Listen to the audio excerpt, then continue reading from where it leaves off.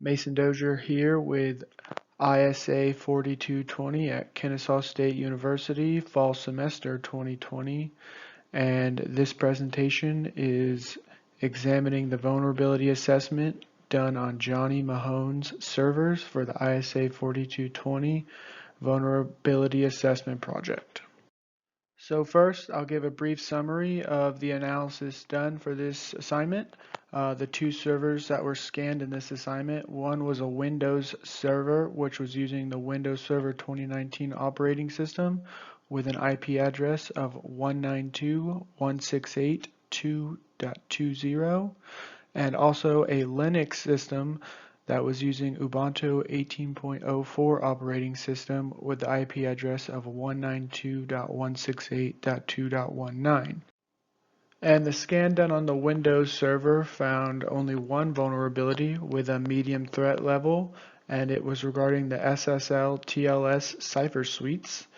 And the Linux server vulnerability, the scan found 4 medium threat level vulnerabilities regarding the SSL and TLS cipher suites for 4 different port numbers and services, and also 1 low threat level vulnerability regarding TCP timestamps.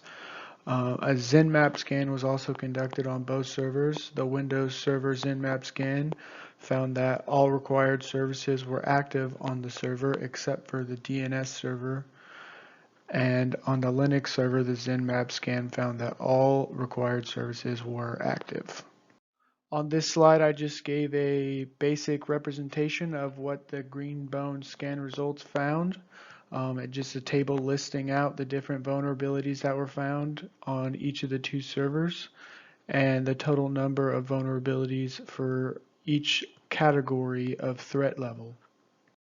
Here's just a basic screenshot of the ZenMap scan that was done on the Windows 2019 server. Here it just shows that two of the 3 required services for Windows, HTTPS and SMTPS, are here and active, and it also shows that DNS is missing on this server. And here's the screenshot of the Linux server ZenMap scan results showing that all required services are located on the server, open and active, including SSH, DNS, HTTPS, SMTPS, IMAPS, POP3S, and PostgreSQL.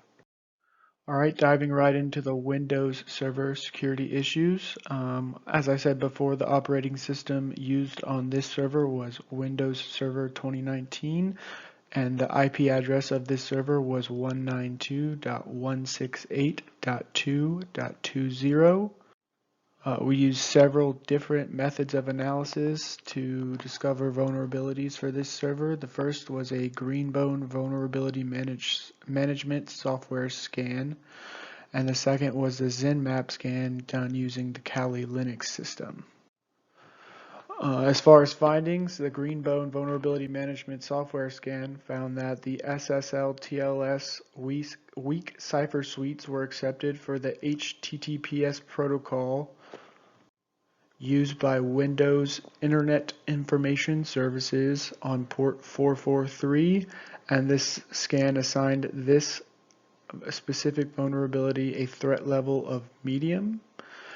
And also the ZenMap scan conducted on this Windows server found that the DNS server service, which is required for the class, was not configured on this server.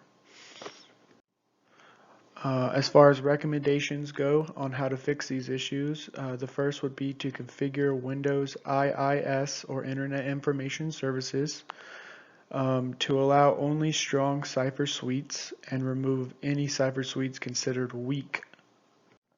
This can be done in one of several ways. You can do this using the command line, using specific commands, but because this server has a graphical user interface, or GUI, it's much easier to use the tools that are installed on the system to configure the cipher suite list to only allow cipher suites that are considered strong, and then to remove the currently accepted cipher suite which is considered weak, and also to not allow any other weak cipher suites. And also, as far as the DNS server is considered for configuring and installing that on the Windows Server 2019 operating system on this server, you should use the Server Manager tool, which you can find using the search bar or the search icon in the taskbar.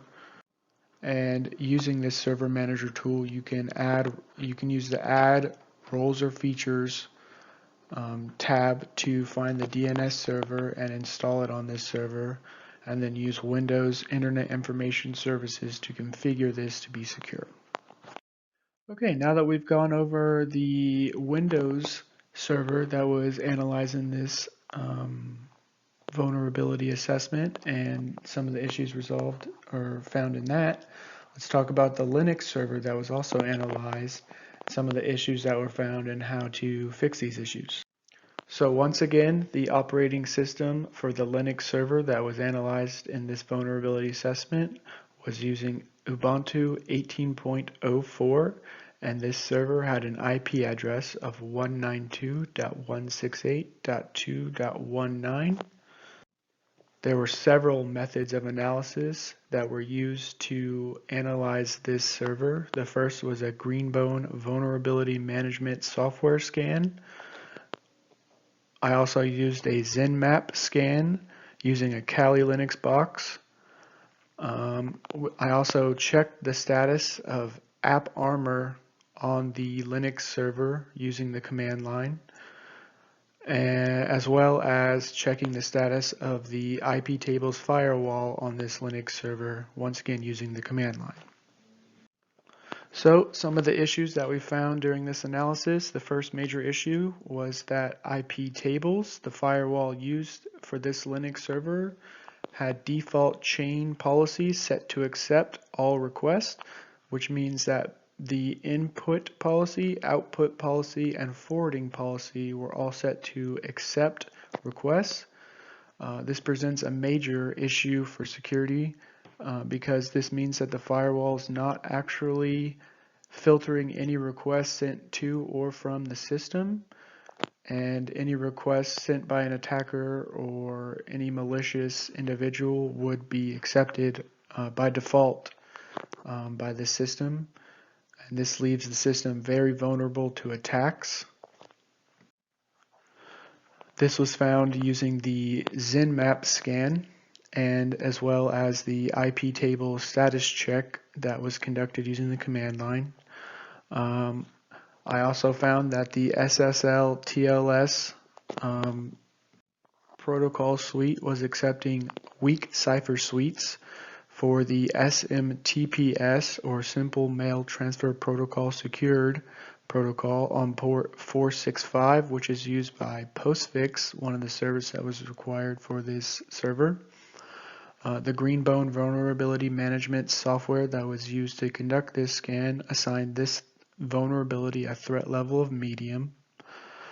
It also found that SSL and TLS weak cipher suites were accepted for POP3S on port 996, which is used by the Dovecot service. POP3S stands for Post Office Protocol 3 Secured.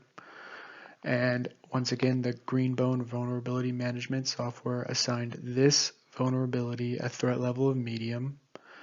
I also found that SSL TLS weak cipher suites were accepted for the database in the PostgreSQL service using port 4532, and this vulnerability was also given a threat level of medium.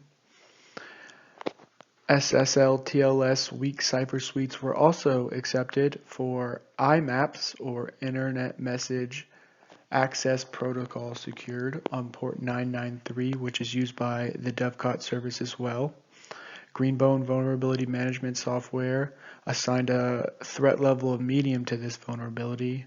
And then the final vulnerability that was discovered during this analysis was that TCP timestamps were enabled, and the vulnerability management software assigned this vulnerability a threat level of low.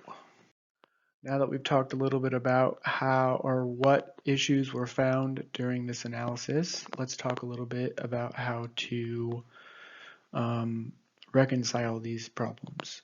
So the first issue, which was the IP tables chain policies that were set to accept. To fix this, you should configure the default IP tables chain policies to drop all requests and configure individual firewall rules to allow only necessary services to pass through this request. This is done using the command line in the Linux server, and once you've changed the firewall rules to how or configured them how you want them, you should save them using a persistent save, which means that it'll be saved even after the system is rebooted. And this will help protect the system from being vulnerable to attacks. To fix the SSL TLS weak cipher suite issue regarding postfix, you should configure postfix to only use cipher suites that are considered strong and remove any cipher suites that are considered weak. This is done using the configuration file of postfix. The configuration of dovecot should also be changed so that cipher suites that are considered strong are used and only considered strong, and remove any cipher suites that are considered weak. And this is once again done using the dovecot configuration files. And then the issue with the SSL TLS weak cipher suites for Postgres can also be fixed this way.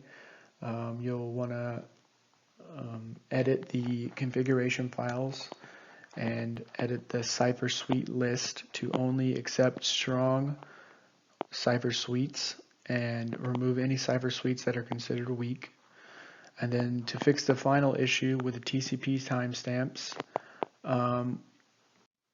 you'll need to edit the system control configuration file to disable TCP timestamps by setting the value to 0. And by doing this, you avoid divulging any unnecessary information about the system, such as the uptime of the system or the amount of time that the system's been awake since its last reboot. This will avoid divulging information like that to potential attackers and help keep your system more secure.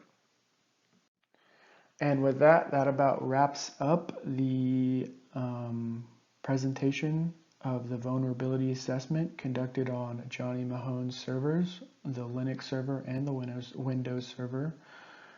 And I hope you enjoyed this presentation and found it informational. Thank you.